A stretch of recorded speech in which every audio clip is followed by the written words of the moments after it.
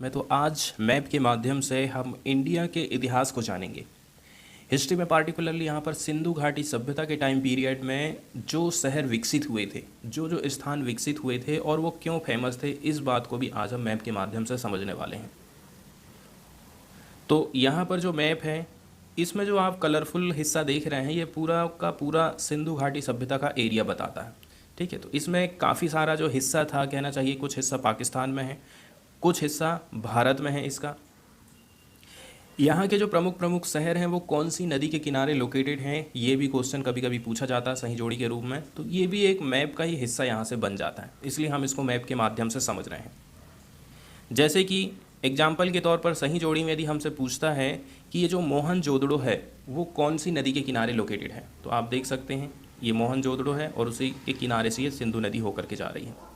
ठीक है, वहीं यदि हमसे पूछा जाता है कि कालीबंगन कौन सी रिवर के किनारे है, तो यहाँ से आप देख के बता सकते हैं सतलुज नदी के किनारे है। वहीं यदि हमसे पूछा जाता है कि रोपड़ शहर किस नदी के किनारे बसा हुआ था, तो रोपड़ जो है रावी के किनारे, हड़प्पा भी जो है रावी नदी के किनारे ही लोकेटेड था। इसके अलावा सतलुज नदी के किनारे आप देखेंगे बनावली भी लोकेटेड है, कालीबंगा भी लोकेटेड है, और भी कुछ कुछ शहर है महत्वपूर्ण। जैसे यदि हम गुजरात की तरफ में जाते हैं तो गुजरात के किनारे यदि कोई शहर लोकेटेड है, इसका मतलब ये है ये लोग समुद्र के माध्यम से व्यापार भी करते रहे होंगे। गुजरात में कौन कौन से शहर हैं, जैसे रोजड़ी है, धौलावीरा है, सुरकोतदा है, लोथल है, रंगपुर है और मेहगाम है। तो गुजरात के जो महत्वपूर्ण स्थल है वो लोथल, धौलावीरा और सुरकोटदा है। कभी कभी पूछा जाता है कि कौन से स्टेट में कौन सी जगह लोकेटेड थी, कभी इस प्रकार के भी क्वेश्चन पूछे जाते हैं। जैसे कि यदि हमसे पूछा जाए मोहनजोदड़ो कहाँ लोकेटेड है, पाकिस्तान में है। ठीक है, वहीं यदि हमसे हड़प्पा पूछा जाता है तो कहाँ पर लोकेटेड है, वो हड़प्पा लोकेटेड है पाकिस्तान में। वहीं यदि हम बात करें कालीबंगन की, तो कालीबंगन राजस्थान में हो गया, बनावली हरियाणा, राखीगढ़ी हरियाणा, रोपड़ हो गया हमारा पंजाब, और उत्तर प्रदेश में लोकेटेड है आलमगीरपुर।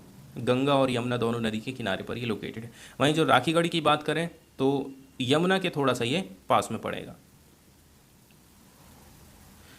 अब यहाँ से हम देख लेते हैं कि इम्पॉर्टेंट जो फैक्ट निकल करके यहाँ पर आते हैं कि कौन से स्थान से कौन सी चीज़ें हमें मिली हैं, यहाँ पर ये इम्पॉर्टेंट हो जाता है। जैसे कि यदि हम बात करें समुद्री व्यापार के मामले में, तो आप कौन से शहर का सिलेक्शन करेंगे, इस समुद्री व्यापार में कौन पार्टिसिपेट किया होगा, तो जाहिर सी बात है जो समुद्र के किनारे हैं उसी ने समुद्री व्यापार में पार्टिसिपेट किया होगा।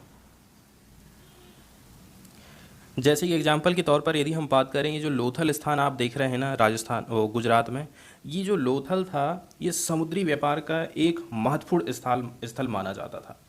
इसी को हम सिंधु घाटी का मैनचेस्टर भी बोलते हैं। इसीलिए लोथल हमारे लिए इम्पॉर्टेंट है, मैप में कहाँ पर लोकेटेड है और क्यों ये फेमस है, इसको हमें ध्यान से देखना है।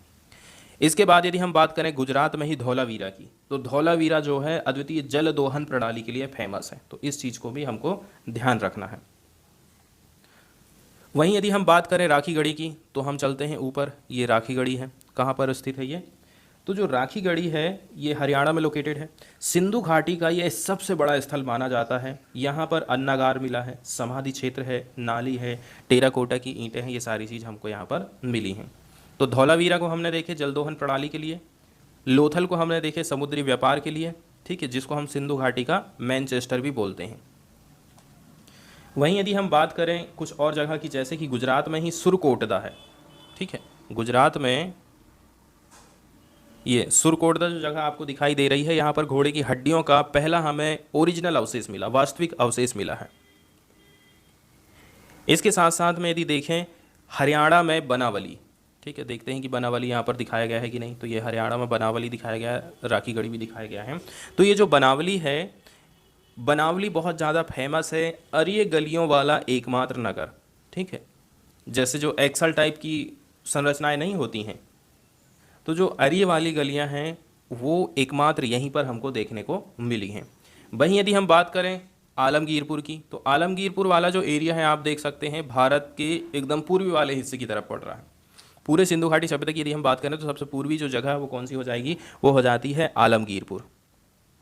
इसके अलावा पाकिस्तान में जो स्थित मेहरगढ़ है, देखते हैं कि मेहरगढ़ यहाँ पर दिखाया गया है कि नहीं। अमरी, चन्हू जोदड़ो, कोटदी, मोहनजोदड़ो, हड़प्पा, गुमला, रहमान देहरी। तो मैप में आपको एक जगह नहीं दिखाई दे रही है, वो है मेहरगढ़। मेहरगढ़ इसलिए फेमस है क्योंकि इसको सिंधु घाटी सभ्यता का अग्रदूत माना जाता है। अग्रदूत कैसे माना जाएगा? एक चीज़ यहाँ पर आप ध्यान रख सकते हैं कि ये शायद ज़्यादा से ज़्यादा किधर, पश्चिम वाले एरिया की तरफ लोकेटेड है, या फिर इधर से आप इस तरफ से शुरुआत करेंगे तो कहना चाहिए पहले पड़ेगा, इसलिए आप इसको ऐसे याद रखिए कि इसको हम सिंधु घाटी सभ्यता का अग्रदूत मानते हैं। और सबसे यदि पीछे वाले हिस्से की बात करें, पूर्वी वाले हिस्से की तरफ, तो उत्तर प्रदेश का आलमगीरपुर शहर है।